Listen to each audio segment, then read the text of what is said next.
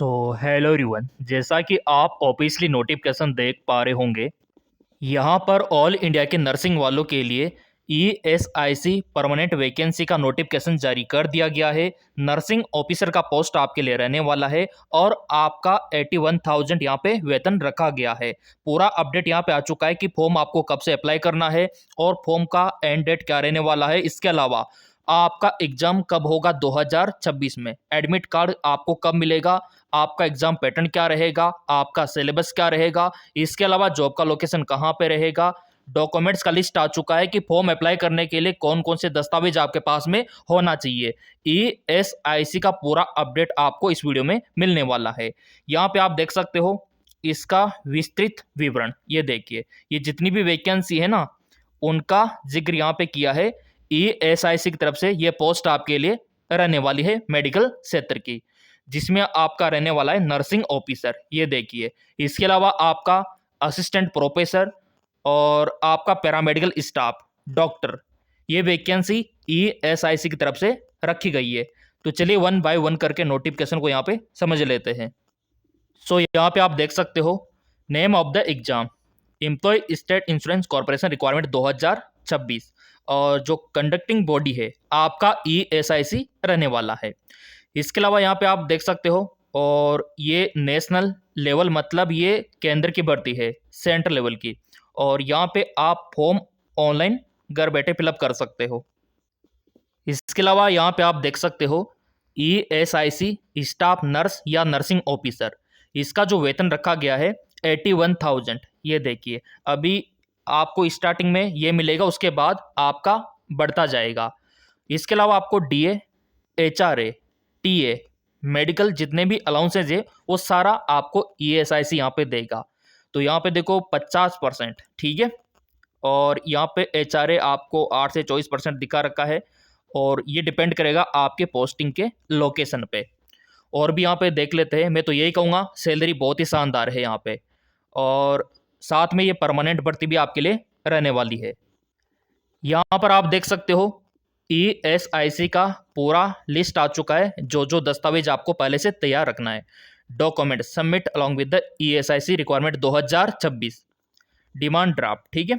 और यहाँ पे आप देख सकते हो, यहाँ पे पासपोर्ट साइज का फ़ोटो और क्लास 10th और 12th का मार्कशीट और आपका नर्सिंग का डिग्री, डिप्लोमा, कास्ट का सर्टिफिकेट ये आपके पास में होना चाहिए।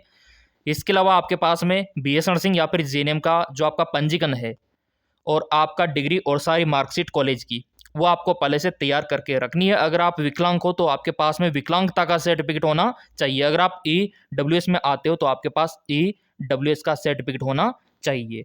अगर ये दस्तावेज आपके पास है तो बेशक आप ईएसआईसी में नर्सिंग ऑफिसर पद के लिए 2026 का फॉर्म अप्लाई कर सकते हो। और यहाँ पे आपके लिए सबसे ज़्यादा इम्पोर्टेंट है कि आपके दस्तावेज ओरिजिनल होना चाहिए और जेन्युइन होना चाहिए, फर्जी दस्तावेज नहीं होना चाहिए, क्योंकि आपका फिर डीबी होगा ना, वहाँ दिक्कत हो जाएगी। तो ये दस्तावेज की लिस्ट आपके लिए, और आपका आधार कार्ड अपडेट होना चाहिए। तो ये दस्तावेज आपके लिए ईएसआईसी ने रखे हैं। यहाँ पे आप देख सकते हो ESIC nursing officer age limit, और सबसे बड़ी खुशी की बात है कि यहाँ पे फीमेल और मेल दोनों अप्लाई कर सकते हैं, यानी कि बॉयज एंड गर्ल्स दोनों फॉर्म डाल सकते हैं ईएसआईसी नर्सिंग ऑफिसर में।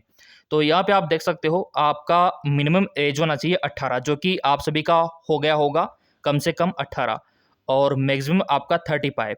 वैसे आपको छूट भी मिलेगा, कोई दिक्कत वाली बात नहीं है। 18 से 35 रखा गया है, लेकिन जो रिजर्व कैटेगरी में आते हैं उनको 5 साल का रिजर्वेशन मिलेगा, तो आप 18 से 40 मान सकते हो। और जो यहाँ पे विकलांग है उनको 10 साल का रिजर्वेशन मिलेगा।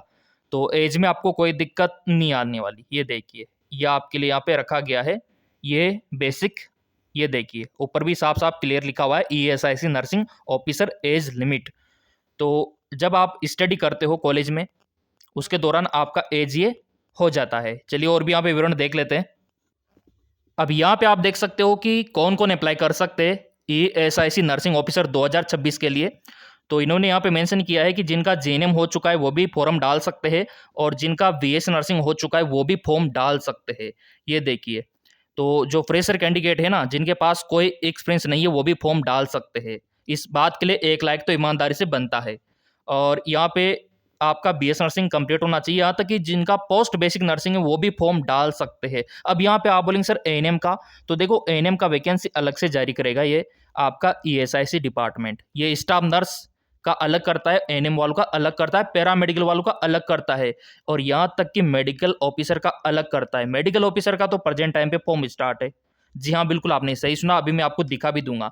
मेडिकल ऑफिसर का तो फॉर्म स्टार्ट हुए 5 दिन हो गए। अब बारी है नर्सिंग ऑफिसर और एएनएम की। तो यहाँ पे आपका ग्रेड सेकंड या फिर नर्सिंग ऑफिसर आप बुला सकते हो, ठीक है। और भी चलो इसका विवरण देख लेते हैं। ये देखिए बीएस नर्सिंग और जेएनएम वाले ऑल इंडिया के भर सकते हैं, कोई सा भी आपका स्टेट हो, कोई सा भी राज्य हो, फॉर्म आप डाल सकते हो।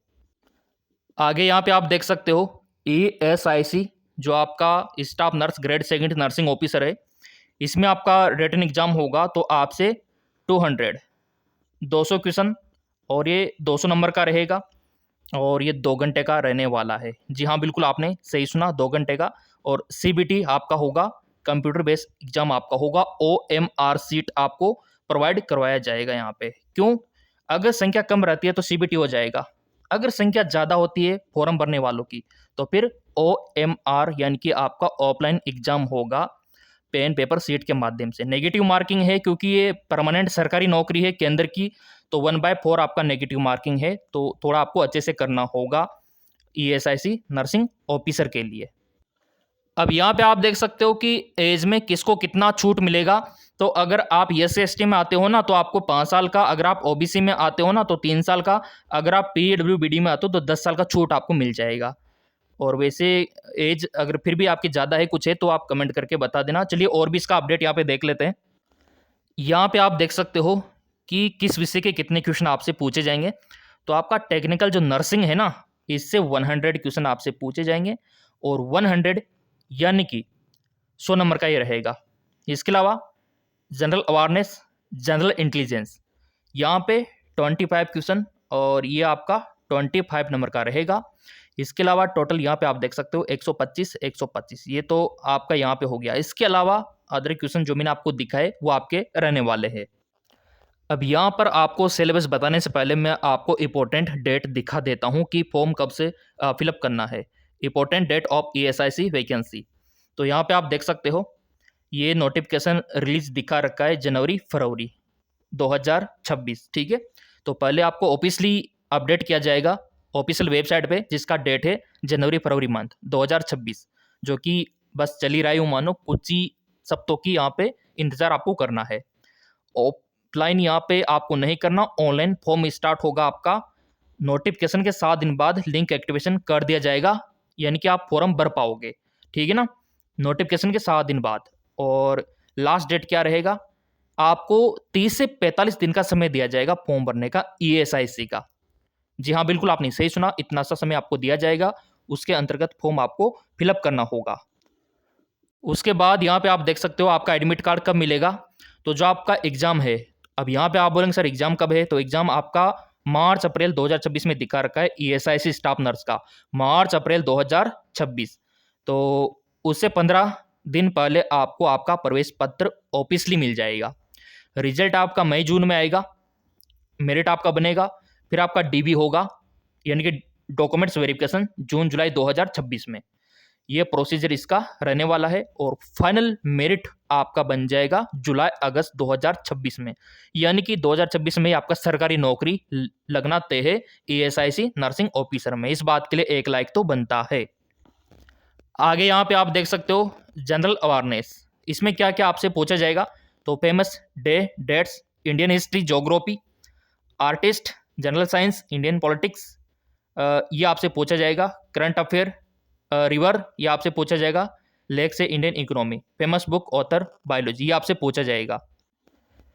इसके बाद आपका general intelligence, coding decoding, direction, blood का relation, non verbal series, decision making, ये पूरा मैं आपको टेलीग्राम पे भी दे दूंगा, ये आपको पढ़ना होगा अगर आपको ईएसआईसी स्टाफ नर्स में सिलेक्टेड होना है, नर्सिंग ऑफिसर बनना है, तो ये आपको याद रखना है। इसके बाद आपका एप्टीट्यूड में ये टॉपिक रहेगा, HCF, LCM, chain rule, number, और इसके अलावा आपका यहाँ पे probability, time, distance, time, work, ये आपका रहने वाला है। ये देखिए, तो मैं तो यही कहूँगा ये टॉपिक आपको अभी से पढ़ लेना शुरू कर लेना चाहिए। और यहाँ पे आप देख सकते हो ESIC स्टाफ नर्स सिलेबस पूरा आ चुका है 2026 का। नर्सिंग का ये रहा anatomy, physiology, microbiology, psychology, sociology, fundamental of nursing, staff nurse, first aid ये आपको पढ़ना होगा, न्यूट्रिशन, इंग्लिश, कम्युनिटी हेल्थ, ये देखिए मेंटल हेल्थ। तो ये मैं आपको टेलीग्राम पे दे दूंगा, टेलीग्राम ज्वाइन नहीं किया है तो कर लो। और दूसरे चैनल पे भी कल वीडियो डाला था स्वास्थ्य विभाग की सबसे बड़ी भर्ती, नहीं देखा है तो उसको भी देखो। या आप देख सकते हो MKS Pro 5 हमारा टेलीग्राम है, यहाँ पे PDF आपको बेशक मिल जाएगा। ये देखिए, ये देखिए, तो इसको ज्वाइन आप कर सकते हो फ्री में।